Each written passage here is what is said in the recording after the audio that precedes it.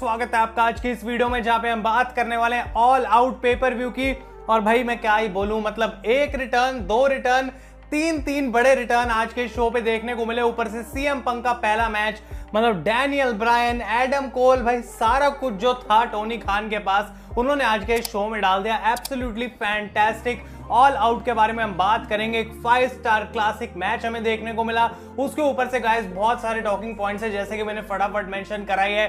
तो AEW all out को हम रिव्यू करने वाले हैं इस वीडियो के अंदर। आप डेफिनेटली एंड तक रहें। और अगर आप भी लाइव देख के आ रहे हैं यूरो स्पोर्ट पे, तो कमेंट में फटाफट से जाएं और मुझे बताएं कि ये शो आपको कैसा लगा। क्योंकि भाई एट द एंड जब डैनियल ब्रायन, एडम कोल भी आ गए, सीएम पंक का इतना बढ़िया मैच हमें देखने को मिला इतने सालों बाद, तो भाई obviously as a wrestling fan हमको इस समय खुशी होना चाहिए। कुछ लोग अभी भी कोई मौका ढूंढ लेंगे दुखी होने का, तो उनको दुखी होने देते हैं। लेकिन गाइस इस शो के बारे में हम बात करने वाले हैं। फटाफट से आप वीडियो पर लाइक बटन दबा दें। तो ऑर्डर में चलेंगे। मुझे पता है कि आप लोग सबसे बड़ी चीजें सुनने आए हैं, लेकिन जो फर्स्ट मैच मेन शो पे देखने को मिला वो था for the TNT championship, Miro against Eddie Kingston. और मैं यहाँ पे सच बताऊं तो भाई ये मैच एक अच्छा मैच था और मैंने प्रिडिक्ट करा था कि मीरो को इस पॉइंट पे अपना टाइटल रिटेन करना चाहिए। कोई लॉजिक नहीं बन रहा है इस समय कि इतनी जल्दी उनको क्यों टाइटल हरा दिया जाए। तो यहाँ पे बिल्कुल वही चीज AEW ने करी। एडी किंगस्टन को भी स्ट्रांग दिखाया अगेंस्ट मीरो, और यहाँ पे गाइस तब भी मीरो ने अपना टाइटल जो है वो रिटेन कर लिया है। तो आई थिंक इनकी फ्यूड और आगे कंटिन्यू करी जा सकती है, मे बी एक और मैच। लेकिन मीरो के अगेंस्ट जो भी बंदा आएगा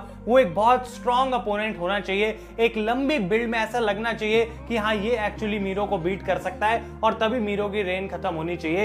एक अच्छा ओपनर मैच था and guys Miro retain his title. इसके बाद हम बात करें तो जॉन मॉक्सली का मैच देखने को मिलता है अगेंस्ट सातोशी कोजिमा। और सच बताऊं तो मेरा कुछ बहुत ज्यादा इंटरेस्ट इस मैच के अंदर नहीं था।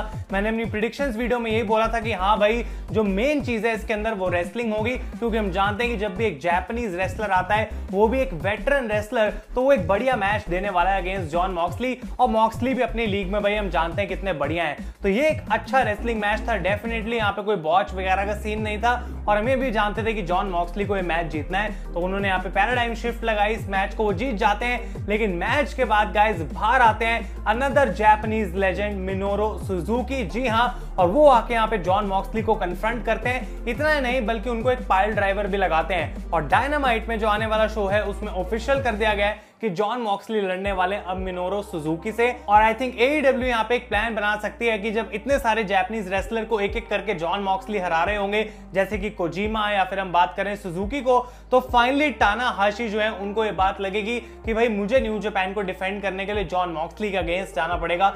अब ये भी हो सकता है कि वो वाला match new Japan pro wrestling में देखने को मिले। लेकिन गाइस आई थिंक कुछ टाइम बाद डेफिनेटली टानाहाशी वर्सेस मॉक्सली जो है वो हमें AEW के अंदर ही देखने को मिलेगा। इंटरेस्टिंग रहेगा बहुत ज्यादा ये देखना। और जॉन मॉक्सली आज अपना ये मैच जीत चुके हैं। इसके बाद हम बात करते हैं तो ब्रिट बेकर का मैच देखने को मिलता है क्रिस स्टैटलैंडर के साथ, जो कि था for the AEW women's championship. और यहाँ पे एक बार फिर से हमको पता था कि भाई मैच का क्या रिजल्ट रहने वाला है। तो जो फर्स्ट 3 मैचेस थे वहां पे एज सच कुछ शॉक हमें देखने को नहीं मिला।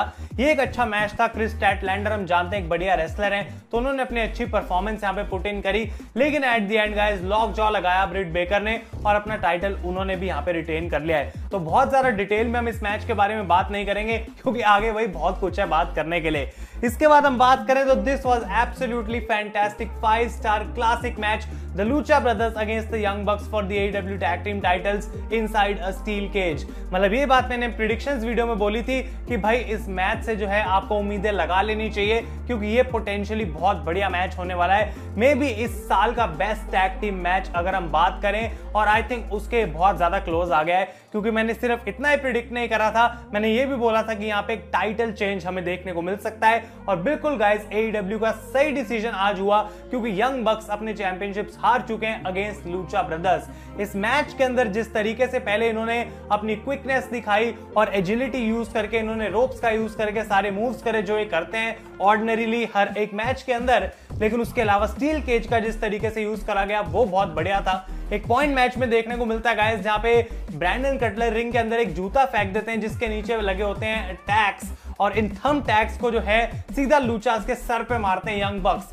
तो तो यहाँ पे पेंटा और फिनिक्स के सर से बिल्कुल खून निकलना स्टार्ट हो गया था, वो एक बड़ी मोमेंट थी इस मैच में। और गाइस एक और भी बड़ी मोमेंट थी जहां पे रे फेनिक्स केज के ऊपर से एक क्रॉस बॉडी लगाते हैं यंग बक्स के ऊपर। पेंटा ने यहाँ पे एक कैनेडियन डिस्ट्रॉयर लगाया टॉप रोप से, आई थिंक मैट जैक्सन के ऊपर। तो इन्होंने मतलब पूरा भाई अपने रिंग के अंदर जितनी भी एनर्जी थी सारी आज छोड़ दी, सुपर किक्स पे सुपर किक्स। एंड में हमें देखने को मिलता है जिस तरीके से इन्होंने एक दूसरे को मारा, लेकिन फिर बार बार कमबैक भी हो जा रहा है। तो मतलब किसी चीज की कमी नहीं थी। And eight the and creatively जो डिसीजन था इस मैच को बुक करने का, क्योंकि यंग बक्स इस बार किसी की इंटरफेरेंस की हेल्प नहीं ले पाए, तो लूचा ब्रदर्स इस मैच को सक्सेसफुली जीत चुके हैं and they are your new AEW tag team champions. तो भाई एक बहुत बढ़िया match, I think this was a 5 star classic. आपके क्या ओपिनियंस है डेफिनेटली मुझे कमेंट्स में बताएं। अगले मैच की हम बात करते हैं जो कि थी विमेंस की गाइस कैसीनो बैटल रॉयल। और आई थिंक 20 पार्टिसिपेंट्स जब तक इस रिंग के अंदर थे तो कुछ खास इंटरेस्ट नहीं था, क्योंकि कुछ नाम मैंने पिक करे थे, मुझे पता था उनमें से कोई जीतने वाला है। लेकिन जो 21st सरप्राइज इस मैच के अंदर हमें देखने को मिला वो थी guys Ruby Soho, formerly known as Ruby Riott in WWE। तो काफी रूमर्ड था कि वो आने वाली है, बिल्कुल वैसा ही हमें देखने को मिला। और इस मैच में जो फाइनल 3 बचते हैं वो थे नाइला रोज, थंडर रोसा और रूबी सोहो। तो इन तीनों के बीच में सबसे पहले नाइला रोज बाहर हो जाती हैं। थंडर रोसा काफी कॉन्फिडेंट लग रही थी कि मैं मैच को जीत सकती हूं, लेकिन रूबी सोहो ने उनको बाहर निकाल दिया है। और वो गाइस इस बैटल रॉयल को भी जीत चुके हैं और अब उनको फ्यूचर अपॉर्चुनिटी मिलेगी for the AEW women's championship. तो उनका जो डेब्यू हुआ AEW का काफी स्ट्रॉन्ग था एंड आई थिंक ये एक ऐसी सुपरस्टार हैं जो डेफिनेटली हेल्प भी कर सकती हैं AEW के विमेंस रोस्टर को आने वाले समय में। तो इंटरेस्टिंग रहेगा देखना कैसे उनका यूज करा जा सकता है। अभी कुछ ज्यादा जज नहीं हम करेंगे क्योंकि डायनामाइट में वो आने वाली है और आगे की स्टोरी लाइन कैसी रहेगी वो जब पता लगेगा तो उसके बारे में हम गाइस बात करेंगे। अगले मैच की हम बात करते हैं जिसकी एंटिसिपेशन काफी ज्यादा थी, क्रिस जेरिको अगेंस्ट MJF। और कहीं ना कहीं जबकि ये मैच प्रिडिक्टेबल था, हम जान रहे थे कि क्रिस जेरिको जो है उनका जीतने का चांस काफी ज्यादा है, लेकिन तब भी इस मैच में थोड़ा एंटरटेनमेंट डाल दिया था AEW में। तो सबसे पहले जेरिको के जो फौजी बैंड के मेंबर हैं वो यहाँ पे जूडस प्ले कर रहे थे इलेक्ट्रिक गिटार पे। तो गाना नहीं बज रहा था एंट्रेंस में, लेकिन तब भी लोग गा रहे थे। थोड़े ऑडियो इश्यूज जरूर थे तो सही से सुन नहीं रहा था, मतलब टीवी के ऊपर। लेकिन इस मैच की मैं बात करूंगा तो एक नॉर्मल मैच था और आई थिंक इन दोनों के बीच में हम ऑलरेडी इतनी बार रेसलिंग देख चुके हैं कि अब मुझे ऐसा नहीं लग रहा था कि हाँ भाई बहुत ही ज्यादा कमाल कर दिया या फिर एक क्लासिक मैच दे दिया। काफी बैक एंड फोर्थ लड़ रहे थे और एक पॉइंट हमें देखने को मिलता है जहां पे वार्डलो बाहर आ जाते हैं, जेक हेगर के साथ उनकी ब्रॉल हो जाती है रिंग साइड पे। रेफरी डिस्ट्रैक्टेड था और यहाँ पे गाइस MJF जो है फ्लॉयड यानी कि बेसबॉल बैट को उठाते हैं और जेरिको को अटैक करते हैं। उसके बाद उनको एक जूडस इफेक्ट लगाते हैं और उनको पिन करते हैं। लेकिन ऑब्री यहाँ पे जबकि 3 काउंट कर लेती हैं, जेरिको का जो फुट है वो होता है गाइस बॉटम रोप के ऊपर। तो एक और रेफरी आता है यहाँ पे, ऑब्री को बताता है कि भाई तुमसे गलती हो गई है, इस मैच को रीस्टार्ट करा चाहता है। पहले जेरिको फटाफट कुछ रोलअप्स के लिए जाते हैं ताकि वो मैच को जीत पाए। उसके बाद यहाँ पे MJF अपना आर्म बार लगाते हैं, ऐसा लगता है एक बार फिर से वो शायद टैप आउट करा दें जेरिको को। लेकिन guys at the end Jericho अपना lion tamer walls of Jericho submission लगाते हैं और MJF को उन्होंने यहाँ पे आज टैप आउट करा के हरा दिया है। तो बिल्कुल यही चीज स्टोरी लाइन में प्लान थी इतने समय से और ये होना भी था, क्योंकि पहले जेरिको को MJF ने टैप आउट कराया और आज उसका उल्टा हमें देखने को मिल गया। आई think this was a good and और अब हम कह सकते हैं कि ऑफिशियली इन दोनों की फ्यूड यहाँ पे खत्म हो जानी चाहिए। जेरिको के लिए आगे क्या होगा वो देखना इंटरेस्टिंग रहेगा। सारा इनर सर्कल आता है मैच के बाद और वो जेरिको के साथ सेलिब्रेट करते हैं। नेक्स्ट मैच की हम बात करें तो इसको मैंने बोला था the most anticipated in the entire show and this was CM Punk against Darby Allin. पहली बात मैं बोलूं तो भाई CM पंक जब आए उनके एंट्रेंस में एक बार फिर से चिल्स आ रहे थे, लोग बहुत चीयर कर रहे थे और उनका रेसलिंग गियर हमें कुछ अलग टाइप का देखने को मिला।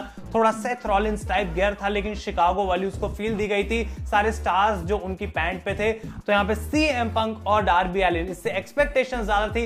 ये देखना इंटरेस्टिंग था कि क्या CM पंक इतने सालों बाद भी रिंग में वैसे ही है। और मैं कह सकता हूं इस मैच को देखने के बाद कोई डाउट नहीं है, CM punk is still a great wrestler inside the ring. भाई जिस तरीके से उन्होंने इस मैच को हैंडल करा, डार्बी को कुछ ऐसी मोमेंट्स थी जिसकी वजह से वो भी एक सुपरस्टार लगा। लेकिन गाइस CM पंक में कोई एज सच मुझे रिंग रेस्ट दिखी नहीं है। आई थिंक कहीं ना कहीं उनका UFC की जो ट्रेनिंग थी उसने इस चीज में मदद करी, क्योंकि हमेशा से ही वो किसी ना किसी फॉर्म की ट्रेनिंग कर रहे थे, काफी फिट हैं और यहाँ पे CM पंक को उस चीज का फायदा हुआ। ओवरऑल ये मैच काफी अच्छा था, लोग इसमें बहुत ज्यादा चीयर कर रहे थे, let's go Derby CM punk holy shit की चैंट्स हो रही थी, दिस इज ऑसम की चैंट्स हो रही थी। और सीएम पंक ने जो मोमेंट दिया शिकागो के क्राउड को, डेफिनेटली वो एक बहुत बड़ी चीज थी। लेकिन हम लोग भी जो घर पे बैठ के देख रहे थे, I really enjoyed this match. किसी को ये नहीं लग रहा था कि डार्बी यहाँ पे जीतने वाले हैं। तो एक पॉइंट था जहां सीएम पंक जीटीएस लगाते हैं, डार्बी रिंग के बाहर गिर के वापस आ जाते हैं 9 काउंट पे। डार्बी ने 1-2 मूव्स यहाँ पे करे जो कि काफी ओवर हुए वो, लेकिन एट द एंड उनको एक जीटीएस पड़ती है गाइस, और यहाँ पे सीएम पंक अपना मैच जीत जाते हैं। मैच के बाद वो स्टिंग के साथ मिलते हैं, उसके बाद हाथ मिलाते हैं डार्बी के साथ और स्पोर्ट्समैनशिप दिखा के वो यहाँ से चले जाते हैं। आई थॉट कि हो सकता है उनका यहाँ पे कोई नया अपोनेंट ऑलरेडी टीज करा जाता, लेकिन शायद उसके लिए हमें डायनामाइट तक रुकना पड़ेगा। तो एक अच्छा कमबैक सीएम पंक की तरफ से, और एक्सपेक्टेशंस पे डेफिनेटली गाइस वो खरे उतरे हैं। इसके बाद हम बात करते हैं तो शो का सबसे वीक पॉइंट था ये Paul Wight against QT Marshall. किसी को इस मैच में इंटरेस्ट नहीं था, सबको पता था पॉल वाइट जीतने वाले। बिल्कुल वैसा हुआ भाई, जो इतने हफ्तों की स्टोरी लाइन दिखाई गई उसका कोई मतलब नहीं निकला, और ये मैच इस शो पे होना भी नहीं चाहिए था। यहाँ पे पॉल वाइट काफी इजीली जीत गए हैं। और फाइनली शो के मेन इवेंट की हम बात करते हैं for the AEW world championship, the Cleaner Kenny Omega against Christian Cage. और अगर मैं ऑनेस्टली बताऊं तो इस मैच में गाइस लोग उतने इंटरेस्टेड नहीं लग रहे थे, मैं भी उतना इंटरेस्टेड नहीं था, क्योंकि जब ये शुरू हुआ ना उसके बाद काफी बोरिंग लगना स्टार्ट हो गया था। क्योंकि हमको पता था कि भाई यहाँ पे केनी ओमेगा इस मैच को जीतने वाले हैं, कोई चांस नहीं है कि वो टाइटल इतनी जल्दी ड्रॉप कर देंगे। लेकिन इस शो को AEW एंड कैसे करेगी वो ज्यादा बड़ा पॉइंट था। मतलब हम वेट कर रहे थे कि वो मोमेंट कब आएगी, तो उस वेट के चलते ना इस मैच ने जो है थोड़ा सा डाउनफॉल ले लिया और लोग उतने इंटरेस्टेड इसके अंदर लग नहीं रहे थे। ये एक एवरेज मैच था। मैं कहना चाहता हूं केनी ओमेगा नॉर्मली जैसा मैच देते हैं उन्होंने वैसा यहाँ पे मैच दिया। उन्होंने हरा भी दिया क्रिश्चियन केज को, सेकंड रोप से वो एक 1 विंग्ड एंजल लगाते हैं। और आई डोंट थिंक कि एक ऐसी मोमेंट थी मैच में जहां मुझे लग रहा था कि शायद क्रिश्चियन टाइटल को जीत जाएंगे, उतनी क्लोज कॉल कभी भी नहीं थी। लेकिन मैच के बाद जब यहाँ पे अपना सेलिब्रेशन कर रहे होते हैं, केनी ओमेगा एलीट रिंग के अंदर आके खड़ी हो जाती है और ओमेगा कहते हैं देखो भाई अब तो मुझे कोई भी नहीं हरा सकता, कोई मतलब ही नहीं बनता। यहाँ पे जुरासिक एक्सप्रेस आ जाती है बचाने के लिए क्रिश्चियन को, लेकिन अगेन नंबर्स गेम जो थी उनके अगेंस्ट थी, तो यहाँ पे एलीट को काफी अपर हैंड मिल रहा था और यस की चैंट्स होनी स्टार्ट हो गई। लेकिन उसी समय लाइट्स ऑफ होती हैं गाइस और बाहर आ जाते हैं एडम कोल बेबे। जी हाँ, एडम कोल यहाँ पे आते हैं और लोग मतलब ऐसे सोच रहे थे यार डैनियल ब्रायन आता तो बढ़िया लगता, but still Adam Cole is great. तो Adam Cole is all elite, वो रिंग में आते हैं, उनको बहुत ज्यादा चीयर हो रही थी। एक बार फिर से होली शिट की चैंट्स, ऐसा लग रहा था वो ओमेगा को अटैक करेंगे, लेकिन वो सीधा यहाँ पे सुपर किक लगाते हैं भाई जंगल बॉय को और उन्होंने ज्वाइन कर लिया एलीट को। यानी कि Kenny Omega, Young Bucks, Don Callis, इन सबके साथ अब एडम कोल जुड़ चुके हैं। और भाई जैसे ये हुआ लोग एक बार फिर से सोच रहे थे भाई ये इन्होंने क्या कर दिया, और केनी ओमेगा कहते हैं भाई अब तो एक ही चीज करनी बची है कि मैं तुम सबको जो है वो खुशी खुशी वापस भेजूं, तो I am going to bid you a goodbye. और जैसे ही वो ये बोलते हैं बजता है यहाँ पे एक और music and out comes Daniel Bryan. जी हाँ, एक और बड़ा सरप्राइज, रूबी सोहो, उसके बाद Adam Cole and finally this biggest cherry on the top, ये थे guys Daniel Bryan. Bryan Danielson is now all elite. वो यहाँ पे आते हैं, जंगल बॉय और जुरासिक एक्सप्रेस का वो यहाँ पे साथ देते हैं और एलीट को मार के यहाँ से भगा देते हैं। लोग बिल्कुल पागल हो जाते हैं। यस की चैंट्स नाउ अरीना के रूफ को तोड़ के बाहर निकल गई and this was a great reaction for Daniel Bryan. तो मैं ये बात बोलूंगा कि भाई टॉकिंग पॉइंट्स इतने सारे हैं इस शो से निकलने वाले कि क्या अब डैनियल ब्रायन के साथ होगा, सीएम पंक के साथ क्या होगा,